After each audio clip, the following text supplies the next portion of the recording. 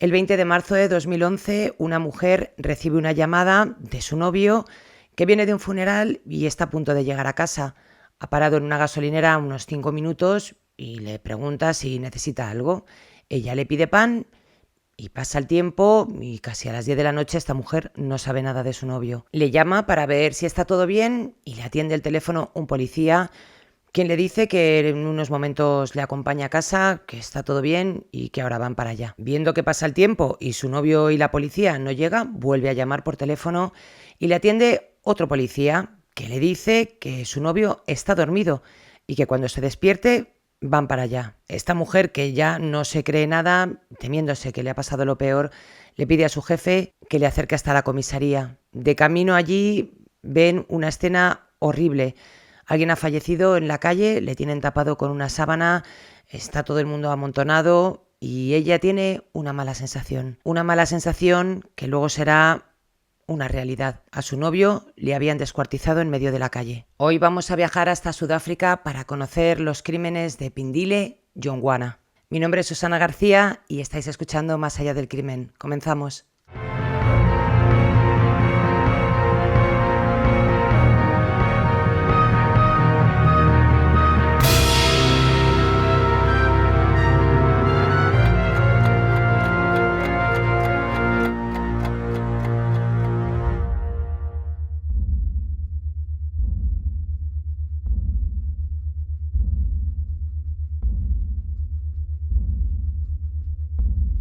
Hoy quería contaros este caso porque me ha parecido brutal. Sé que había empezado por la historia de Mabel, de una chica que le llama a su novio y luego lo encuentra muerto cuando va a la comisaría. Pero para llegar hasta esta historia tenemos que empezar por el principio. Y el principio es tan solo unos meses antes. Si esto había ocurrido en marzo de 2011, el 26 de noviembre de 2010, un hombre va andando por la calle, son las 8:30 de la tarde, y a su lado, mientras va tranquilamente andando hacia su casa, pasa un coche de color gris. El hombre del coche le mira como si le conociera de toda la vida. Este señor mira el coche, no le suena de nada y el coche pasa de largo. Unos metros más adelante decide dar la vuelta y vuelve a pasar por donde está este señor y se para. El hombre del coche gris le pregunta si conoce a una chica que se llama Sama y este señor, que va andando tranquilamente, le dice que no. Y sin venir a cuento, el señor del coche se baja y empieza a pegarle, pues no sé si era con un bate o con algo muy contundente. Le empieza a pegar, el hombre entre que se desmaya, se despierta, porque la agresión fue bastante fuerte. Recuerda verle cómo era su complexión, era un hombre muy grande, tipo jugador de rugby, de color, y también recordaba la matrícula del coche. Ya os digo que este señor se iba desmayando, se iba despertando y en uno de estos momentos que estaba un poco lúcido escuchó un grito. Alguien, algún vecino de la zona, había visualizado, había visto a este señor pegar a este hombre que iba por la calle tranquilamente y empezó a gritar que le dejara en paz, y el agresor se montó en el coche y desapareció.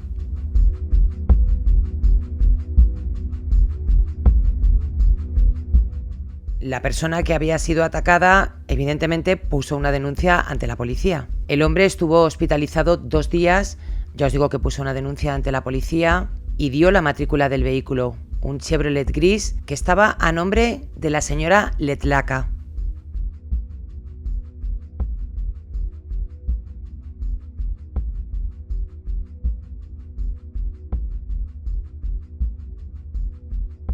La policía se dirigió hasta casa de esta mujer y ella les dijo que sí, que tenía un hijo con ese nombre, que además su descripción física correspondía con la denuncia de la víctima, y esta señora, igual que les dijo que sí, que tenía un hijo que se llamaba así, les dijo que no estaba en casa. La policía dijo, bueno, pues ya volveremos, y nunca volvieron. Esta familia que os digo vivían en Yellow Park, en Durban, que era muy cerquita de donde había sido atacado esta persona, quien curiosamente tiempo después se cruzaría con él en varios momentos, llamaría a la policía para volverlo a denunciar y tampoco se hizo nada. Y este no se hizo nada de la policía es lo que nos trae el caso de hoy. Si se hubiera hecho algo, pues probablemente no estaríamos hoy contando este caso.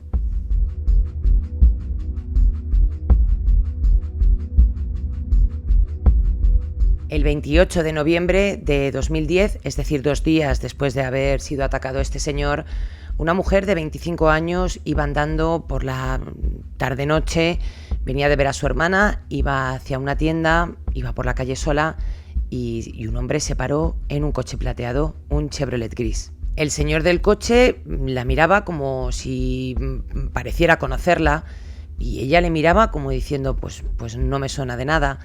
Y digamos que esta especie de parece que le conozco, parece que no, convenció a la mujer para que se metiera en el coche diciéndole que si quería que la llevaba a casa, cosa que no entiendo cuando iba a la tienda a comprar.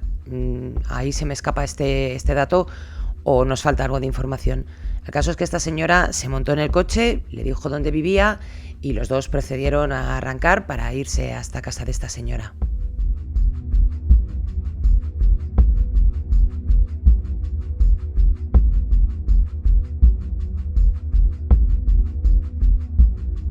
Esta mujer de 25 años empezó a sospechar que algo no iba bien cuando el coche pasó por delante de su edificio, pero no paró.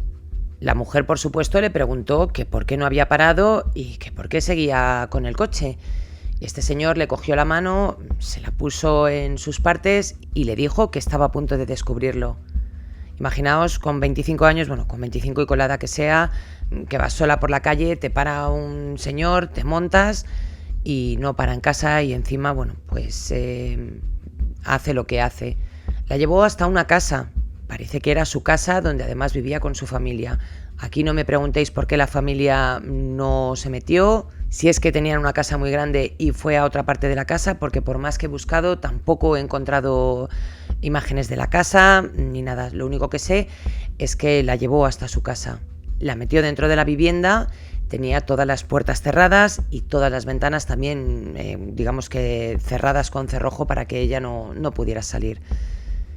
Durante días estuvo abusando de ella, pegándola, insultándola, diciendo que por qué se iba con tantos hombres. La mujer le decía que no había estado con nadie. Y este señor parecía que pasaba de un extremo a otro. La insultaba, la pegaba, abusaba de ella. Había momentos que se ponía súper agresivo, empezaba a pegar golpes a la pared, bueno, montaba unos escándalos de muerte. La señora estaba, imaginaos, muerta de miedo. Y luego lo alternaba con momentos en los que estaba más cariñoso, era más cercano, digamos que la medio trataba bien, medio, cogerlo así entre comillas, porque vista la situación, pues ni medio bien, ¿no? Y así estuvo 3 días. 3 días encerrada en una casa con los constantes cambios de humor de este señor al que describió como un hombre alto, de color, tipo jugador de rugby. El segundo día de su cautiverio, el hombre la llevó hasta el coche, le dijo que la acompañara y que tenía allí un arma de fuego y que iba a acabar con su vida. La señora, que estaba aterrorizada, dijo ahora o nunca y salió corriendo. Evidentemente este señor, con esa complexión medio pinta de jugador de rugby, pues la mujer no llegó demasiado lejos, la volvió a coger, es verdad que no acabó con ella y la volvió a encerrar en su casa. Estuvo aprovechándose de ella todo lo que quiso y más, de todas las maneras posibles, y esta señora ya estaba desfalleciendo. El tercer día el hombre dijo que iba a salir un momento, creo, aquí quiero entender que sí que estaba como en una parte trasera de la casa o algo así, un cobertizo debe ser, y que se iba como a la casa principal a coger algo y la dejó encerrada en la habitación. Lo que hizo esta chica fue empezar a revisar todas las cosas que había allí de él y allí encontró un papel con una dirección de una pizza que había ordenado unos días antes y su carnet de identidad, y se los guardó. Cuando su atacante volvió otra vez a la casa, ella intentó convencerle como pudo, viendo que este señor cambiaba de humor más que yo de bragas. La mujer intentó de todas las maneras posibles pues convencerle, viendo que tenía estos cambios de humor y que a veces era cariñoso, pues medio convencerle de que ella no había estado con nadie, que quería ser su novia y que si él estaba de acuerdo podía llevarla a su casa, que ella hiciera la maleta y se volviera a vivir con él. Y este señor accedió. Aquí muy lista la chica, que viendo que el señor pues no regaba demasiado, intentó una estrategia que en principio parecía que le estaba yendo bien. Ella, muy digna y con el miedo todavía en el cuerpo, se bajó del coche, entró en el edificio y le pidió al vigilante de seguridad, por favor, que cerrara la puerta y no dejara a este señor entrar. Con el miedo corriéndole por las venas, subió hacia su domicilio, se encontró con una amiga y vecina, le contó todo lo que le había pasado, que había estado 3 días cautiva en casa de un señor, que había estado abusando de ella, que la había pegado y bueno, pues todo lo que ya os he contado.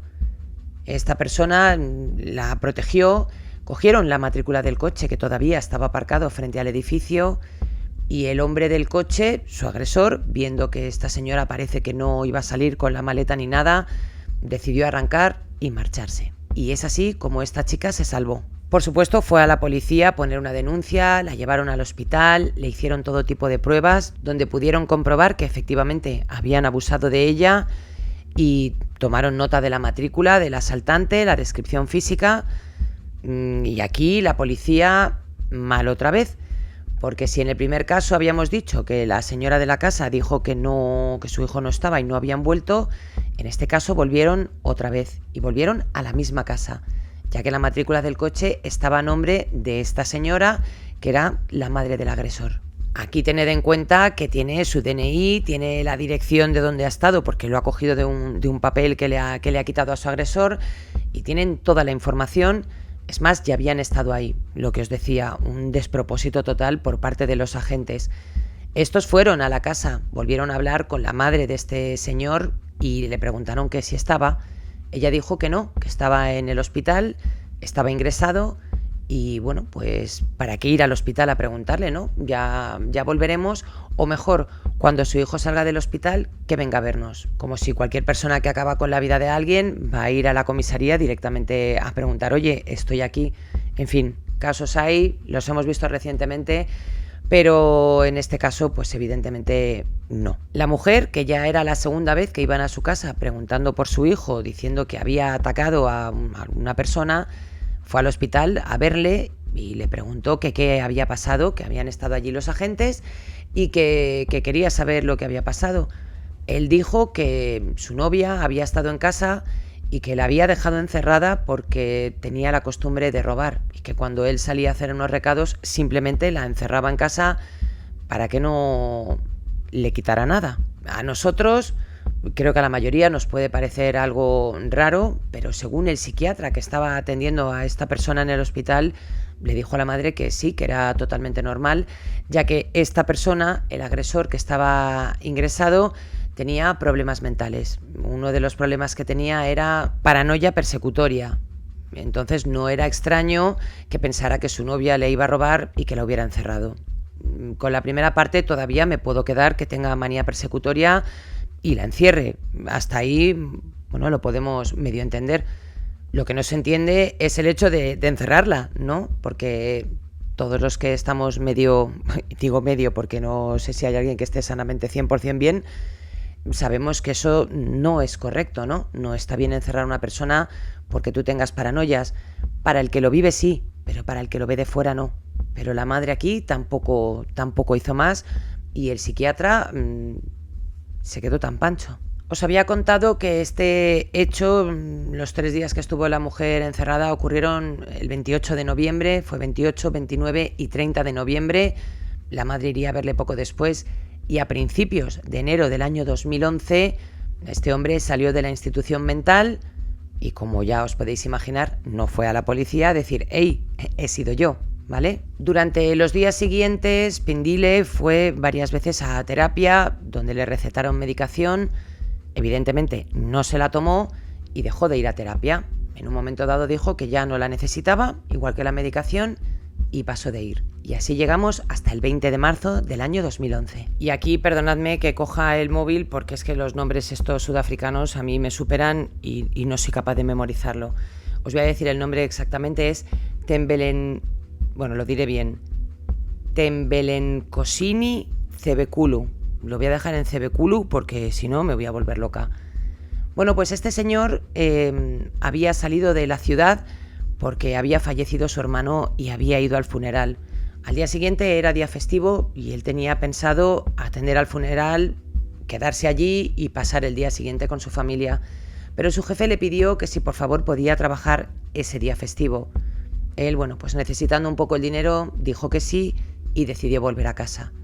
A las 9:15 paró en una gasolinera, llamó a su novia para decirle que estaba cerca de casa, que si quería algo, que se lo llevaba. Y ella le dijo que necesitaba pan. No se sabe en qué momento un señor que iba por la carretera, camino hacia su casa, vio lo que parecía a un hombre pues pegando una serpiente, atacando una serpiente o algo así, que debe ser muy típico allí, y no le dio mucha importancia. Cuando pasó al lado de esta persona se dio cuenta de que no era una serpiente, que era otra persona. Y lo que tenía en la mano el agresor era un hacha. Y estaba dándole a la otra persona, pues os podéis imaginar. Claro, en ese momento el hombre no paró por miedo, no fue el único que lo vio. Otra persona también vio exactamente lo mismo. Y los dos, curiosamente, cuando pasaron unos metros, decidieron dar la vuelta. Imagino que en el momento no se creerían lo que estaban viendo y cuando ya reaccionaron dijeron, pues vamos a volver. Dos testigos que pudieron identificar un coche gris que se iba en ese momento de la zona. Para cuando llegaron no estaba este agresor y lo único que estaba era el cuerpo de Cebekulu troceado prácticamente en medio de la calle. Le había cortado casi toda la cabeza, quedaban pues unos hilitos de tejido, pero vamos, prácticamente le había decapitado. Os podéis imaginar la escena. La policía es llamada de inmediato, se acordona la zona, se cogen todas las pruebas que se puedan coger en ese momento, los testigos que dieron también su declaración, pero claro, la novia de este chico seguía esperándole en casa. Se supone que tardaba 5 minutos y como no llegaba decidió llamarle. Y aquí otro punto negativo para la policía, porque no sé en qué momento deciden que lo que le van a decir a esta chica, en vez de decirle, oye, mira, vamos para casa, tenemos algo que comentarte, o acércate a la comisaría, no. Ella llama, uno de los agentes que está en la escena del crimen atiende el teléfono y le dice que su chico no puede atenderle en ese momento, que está con ellos y que ahora mismo va para casa con él y que le van a llevar. Esto cuanto menos es raro, ¿no? Porque si llamas a tu pareja que tiene que estar en casa hace 5 minutos y te coge la policía, pues ya de primeras piensas que ha pasado algo. Viendo que no llegaban, volvió a llamar y ahí volvió a atender la policía. Y en esta ocasión, a luces que cogió el teléfono, se le ocurrió decirle que su novio estaba dormido, que cuando se despertara, que le llevaba a su casa. ¿En qué momento su novio está en una gasolinera comprando pan que viene del funeral de su hermano y decide quedarse dormido con la policía al lado? Claro, esta chica, os podéis imaginar, no se creía nada, tuvo un pálpito muy raro y le pidió a su jefe, por favor, que le llevara a esta comisaría. Cuando se dirigían a comisaría, pasaron por la escena del crimen y allí lo único que pudieron ver es mucha gente, la policía, la zona medio acordonada y un cuerpo tirado en el suelo con una sábana blanca. Ella sí que es verdad que tuvo mala sensación y cuando llegó a la comisaría le contaron que su novio, pues sí, que era el que había estado en la escena por donde había pasado con el coche, que era su novio efectivamente. Ella llegó corriendo, o sea, yo es que no me puedo imaginar esa situación, la verdad. Y allí se encontró a su chico en el estado en el que se le encontró. La verdad que todo muy lamentable por parte de todos. Entonces ella le reconoció por la ropa que llevaba y Dios quiera que esta señora pues lo haya llevado lo mejor posible, porque yo de verdad que me pongo en esa situación y me volvería loca. Ya lo estoy un poco, pero un poco más. Y un detalle que nos había contado que quizá a ella se le quedaría para siempre es que a pocos metros de donde estaba el cuerpo estaba el pan que le había comprado aplastado por algún coche que había pasado después. Es un poco triste y lamentable. Estos hechos que os acabo de contar ocurrieron el 20 de marzo de 2011. Al día siguiente, a 13 kilómetros de donde habían ocurrido estos hechos tan macabros, un hombre iba andando por la calle de noche cuando oyó unos pasos detrás. Sintió que alguien iba caminando detrás de él al mismo paso que él iba. Miró para atrás, vio a lo lejos una persona y Digamos que por esquivarle un poco, en vez de ir por la acera, se bajó a la carretera. Y el hombre que iba detrás hizo lo mismo. Claro, cuando el señor que iba solo por la calle vio que esta persona hacía exactamente lo mismo, dijo: salgo corriendo, yo no me enfrento a él y tiro millas. El hombre que iba detrás empezó a correr detrás de él y le lanzó un hacha. Por suerte pudo esquivarlo, pudo escapar y no lo reportó a la policía. Lo que he leído es que como no le pasó nada, pues no lo denunció. Hombre, que vayas comandando por la calle y te persiga alguien y te tire un hacha, no sé si no es motivo de denuncia. El caso es que los medios de comunicación supieron de esta noticia, no me digáis cómo, pero tardaron unos días en publicarlo. Y mientras pasaban esos días, pues el hombre del hacha seguía atacando. El 22 de marzo de 2011 ocurrieron dos hechos. Un señor de nombre Kangelani iba por la calle, serían las 10:30 de la noche, cuando a su lado se para un Chevrolet gris. El hombre, que parece conocerle, le empieza a hablar, le empieza a gritar, y este Kangelani se acerca para ver qué quiere, y el hombre se baja del coche muy cabreado.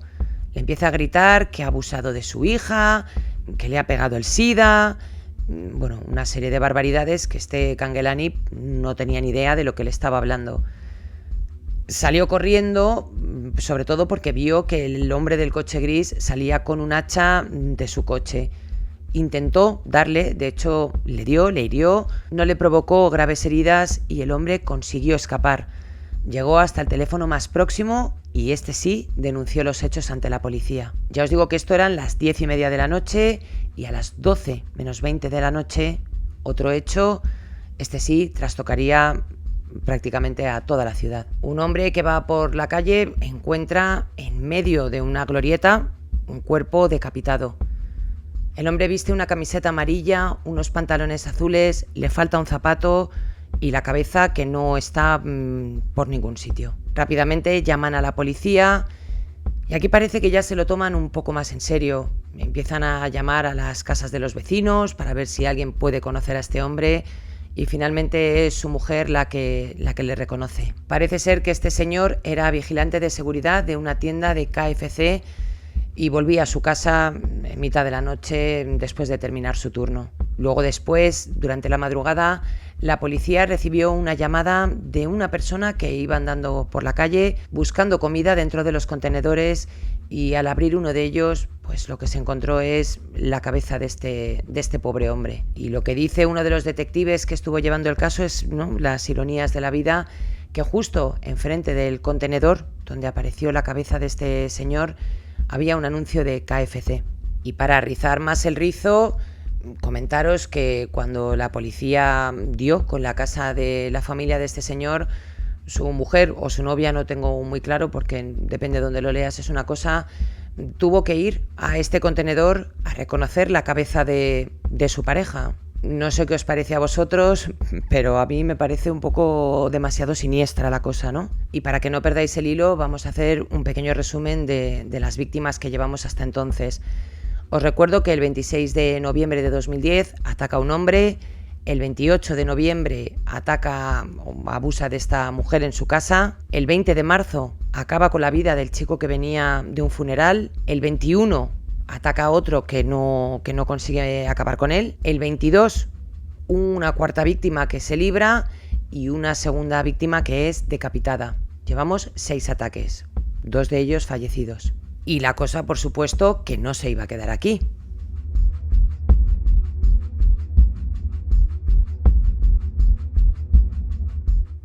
Para este momento se puso un equipo especializado en investigar este caso, porque ya teníamos 2 víctimas mortales, las 2 habían acabado de la misma manera, con un hacha. Teníamos testigos que decía haber visto a un hombre grande, fuerte, tipo jugador de rugby, salir de un Chevrolet gris. Tenían la matrícula, habían visto estos testigos salir con un hacha del coche. Vamos, que digamos que ya tenían bastante información. Pero antes de que pudieran hacer mucho, la madrugada del 23 de marzo de 2011, ya os digo que estos casos son todos muy seguidos, porque uno fue el 20, los ataques el 21, otra víctima el 22, El 23 hubo un ataque y otra víctima, y esa misma noche, a las 3 de la mañana, un hombre que estaba en su casa escuchó gritos. Tras asomarse a la ventana, vio lo que parecía un hombre bastante grande pegando a otro. Él lo que dijo es que oía como sonidos metálicos rompiendo contra huesos. Empezó a gritar que parara y este señor no paraba. El hombre de la casa bajó corriendo para intentar ahuyentar al atacante, pero no encontraba las llaves de su casa, supongo que de los nervios, y empezó a gritarle, y en ese momento ya sí, el atacante se metió en su coche, dejó la escena, y en ese momento el hombre encontró las llaves, pudo salir, y lo que se encontró fue a una persona muerta. Para este momento, el 23 de marzo de 2011, que ya hay una tercera víctima, los medios estaban ya hablando de este personaje. Se sabía que había un criminal suelto y tenían las características físicas, tenían el coche, tenían ciertos detalles. Una de las personas que vio esta noticia fue la hermana del hombre que había sido atacado en noviembre de 2010, y ella le contó a la policía lo que le había pasado a su hermano.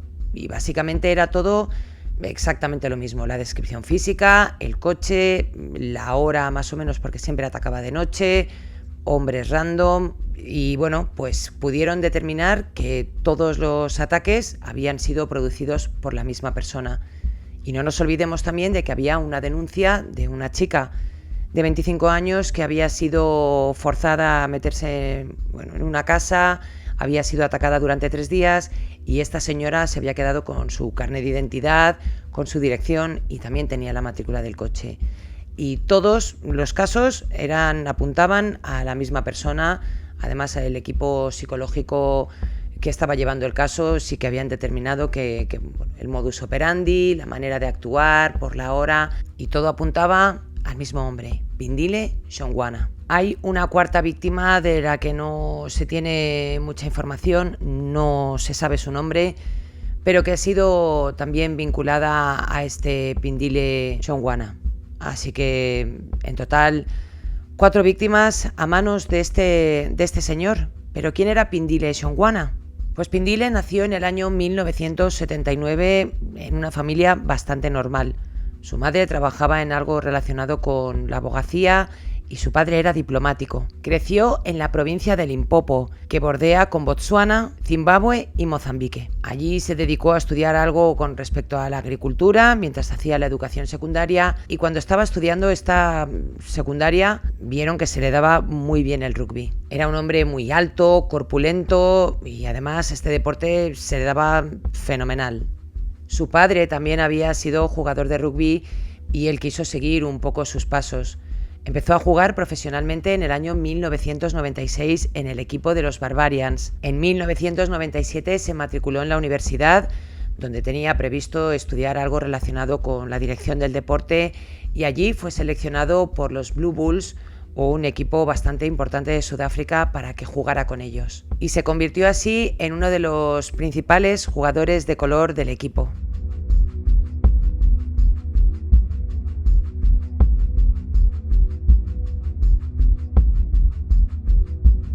Estuvo jugando en este equipo durante varios años, los años que estuvo estudiando en la universidad. También jugó para el equipo sub-21, y según su familia, durante estos años Pindile tuvo algunos problemas mentales que le repercutieron tanto durante su vida deportiva como fuera de ella. También parece ser que le costaba mucho mantener trabajos fijos y mantener relaciones personales con amigos, con parejas. Digamos que estos problemas mentales sí que le estaban afectando en su vida diaria. En el año 2005 se fue a vivir a Durban con su madre, después de que sus padres se separaran, y os digo que se fue a vivir a una casa donde vivía con la madre, pero en la parte trasera él tenía su pequeño habitáculo, su pequeño domicilio, que digamos le daba un poco de independencia, pero tenía a su madre un poco ahí controlando. Por eso os digo que cuando secuestró a esta chica y la metió en casa, a mí se me hace bastante extraño que la madre no escuchara a esta mujer gritar, sobre todo cuando la sacó al garaje, que salió corriendo. De verdad, a mí hay cosas que me cuestan entender de este caso. Pero la madre le defendió. Su familia siempre le defendió y lo veremos más adelante durante su juicio. En el año 2009, y después de unos problemas mentales y de algunos incidentes, este chico, Pindile, fue ingresado en una institución mental donde fue diagnosticado. Tenía un desorden esquizofrénico y también era bipolar. Digamos que tenía síntomas de esquizofrenia y síntomas de bipolaridad. Por tanto, los síntomas que tenía este señor eran alucinaciones, pasaba por estados de depresión, de euforia.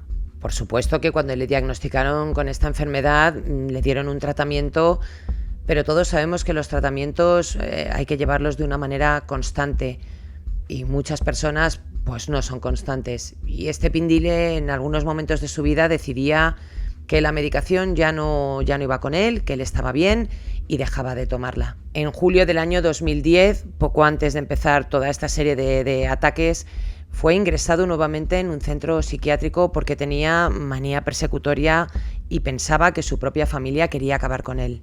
Y aquí empieza una serie ya de comportamientos que nos ponen en antecedentes de lo que luego va a ocurrir. Cuando estaba en esta institución mental decidieron trasladarle a otra, pero en este traslado este señor salió de la ambulancia, salió corriendo y se escapó. Se fue a otra ciudad, se fue a Cape Town, a casa de unos familiares. Entiendo que estos familiares lo reportaron y al mes siguiente, en agosto del año 2010, le ingresaron en otro centro psiquiátrico. Allí los médicos confirmaron el diagnóstico que tenía Pindile, los que le habían diagnosticado tiempo antes, y que tenía que tomar su medicación. Estuvo un mes ingresado en este último centro. Y en este último centro también estuvo un mes y salió en septiembre del año 2010. Como veis, este hombre lleva una serie de internamientos, unos diagnósticos, unas alucinaciones, padece depresiones, euforias, manías, y todo esto y el hecho de que no quisiera tomar su medicación llevaron a Pindile al punto que le llevaron. Y llegamos al momento donde la policía ya tiene claro quién es el culpable de todos estos hechos asquerosos que hemos narrado hoy aquí, y se dirigieron hacia su barrio. Allí, antes de llegar a su casa, de detenerle ni nada, preguntaron a los vecinos si realmente este señor vivía en la zona, si le conocían. Todos los vecinos dijeron que sí, y así se montó un equipo de vigilancia que estuvieron vigilando la casa durante varios días. Creo que era un equipo de 20 personas y finalmente llamaron a la puerta y detuvieron a Pindile, quien no opuso resistencia. Por supuesto, la policía tenía una orden de registro y querían ver si dentro de la casa encontraban pruebas que le vincularan con los crímenes que había cometido. Después de detener a Pindile, llamaron a la casa principal, que es donde vivía la madre, para contarle que habían detenido a su hijo, los hechos por los que se le acusaba, y le pedían que les dejaran entrar pues para buscar pruebas.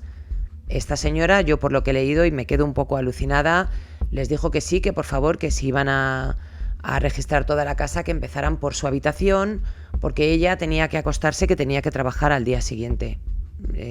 Yo no sé qué clase de madre hace eso, pero esta sí. En la zona trasera de la casa había una caseta de perro. La madre de Pindile dijo que no tenían ningún perro y por lo tanto registraron esta caseta. Y allí encontraron ropa ensangrentada, encontraron un hacha, encontraron carne podrida. Llevaron perros de rastreo, quienes indicaron que en el baño de Pindile había algo. Y allí sí que encontraron, tanto dentro de la ducha como en el fregadero, en el escalón antes de entrar en la ducha, restos de sangre. En la alfombra de la ducha encontraron 2 tipos de ADN de sangre que pertenecían a una mujer sin identificar y a un hombre sin identificar, lo que indica que probablemente hubo más víctimas de las que hemos contado. En el coche de Pindile encontraron también restos de sangre que pertenecían a... una pertenecía a la mujer que había estado abusando de ella y otra al chico que venía del funeral y que le decapitó allí antes de que fuera a casa de su novia. El 30 de marzo comenzó su juicio y para este momento los cargos de abuso contra la chica esta de 25 años no estaban incluidos en la lista. Justo cuando empezó el juicio se dieron cuenta de que el ADN que habían encontrado en el vehículo de Pindile correspondían con los de esta chica, que ya os había contado que después de este incidente había ido a la policía, había ido al hospital donde le habían hecho un reconocimiento, y aquí sí que habían obtenido una muestra de semen de Pindile. La muestra de esta mujer con la del coche cuadraba, y por tanto estos cargos se añadieron a la lista que ella tenía y que no eran pocos. Y aquí también ocurre un hecho que dejó a los investigadores un poco descuadrados. Os había contado que habían también, una semana después de que se iniciara toda la investigación, habían acabado con la vida de otro hombre que no había sido identificado. Y para este momento que había empezado el juicio es cuando realmente encuentran el cuerpo de esta persona decapitada. En este momento los investigadores, claro, piensan a ver si no va a ser la persona que tenemos detenida, ya que si hay otro cuerpo encontrado, pues a lo mejor no estamos deteniendo a la persona correcta.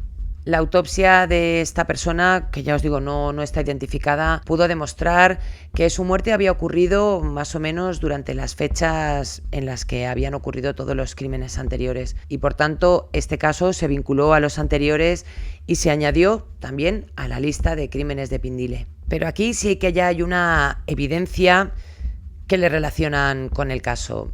Digamos que unos metros de donde estaba el cuerpo encontraron una pieza de metal de una zapatilla que curiosamente habían encontrado también en la caseta del perro. Cuando os he dicho que habían encontrado distintas, pues, ropa ensangrentada, el hacha, habían encontrado también unas zapatillas. Una de ellas tenía una pieza de metal y a la otra le faltaba. Y es esta pieza de metal la que encontraron a pocos metros del cuerpo. Un experto analizó tanto la zapatilla encontrada en casa de Pindile como la pieza de metal cerca del cuerpo y pudieron determinar que se trataban del mismo metal, vamos, que eran de las mismas zapatillas. Este señor que había aparecido decapitado estaba descalzo y estas eran las zapatillas que habían encontrado en casa de Pindile. Durante su juicio, él declaró no acordarse de nada. No tenía ni idea, debido a su estado mental, pues no se acordaba de lo que había hecho. Su defensa también alegó que su estado mental no le permitía recordarlo y pedían que fuera un eximente para que este señor no fuera condenado. Después de evaluarle nuevamente, el juez determinó que estaba perfectamente capacitado para asistir a su juicio y ser así condenado por los crímenes que había cometido. Una de las razones que alegó este juez es que si realmente estaba en ese estado mental psicótico, cómo había cogido el coche para buscar a sus víctimas y cómo las había seleccionado. Realmente si está en un estado psicótico, según la opinión de este juez, no podría haber cogido su coche. Contra él tenían todas las pruebas y las evidencias que habían encontrado, los testigos que participaron en el juicio, la mujer a la que había asaltado, quien también contó que le hacía chuparle yogur del cuerpo. Bueno, relató todo lo que vivió esa mujer 3 días en esa casa encerrada, recibiendo pues agresiones, abusos e insultos y todo lo que había padecido, y que realmente esta mujer lo llevaba todavía arrastrando. Se le acusaron de 9 cargos. 4 por acabar con la vida de 4 personas, 2 por asalto, 1 por abusar de esta mujer, 1 por secuestro y 1 por intento de acabar con la vida de otra persona. En total, 9. Fue declarado culpable de los 9 cargos y le cayeron 4 cadenas perpetuas por las 4 víctimas y 1 por el abuso de esta chica en el año 2010. Su familia dijo que aceptaban la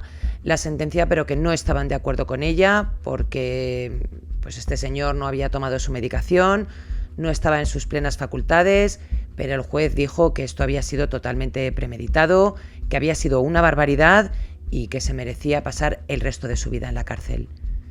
Y este ha sido el caso de Pindile Shongwana y de cómo su enfermedad mental acabó con su carrera deportiva, con su vida en general y con la vida de otros tantos y a los que dejo traumados para el resto, porque la novia de este hombre, la mujer que tuvo que reconocer la cabeza dentro del contenedor de basura, los que sufrieron los ataques, y digamos que dejó a muchísima gente tocada para el resto de su vida. Hoy no voy a hacer la sección de debate, de opinión y de crítica, iba a hablar de los hermanos Menéndez. Lo voy a dejar para el siguiente porque, bueno, pues llevo unos días que no me encuentro bien. Me ha costado mucho hacer este episodio y quiero preparármelo bien, ¿vale? Para daros una buena reflexión sobre la serie de Netflix, sobre lo que opino de la sentencia, de lo que opino de la serie, lo que creo que está bien contado, lo que creo que no está tan bien.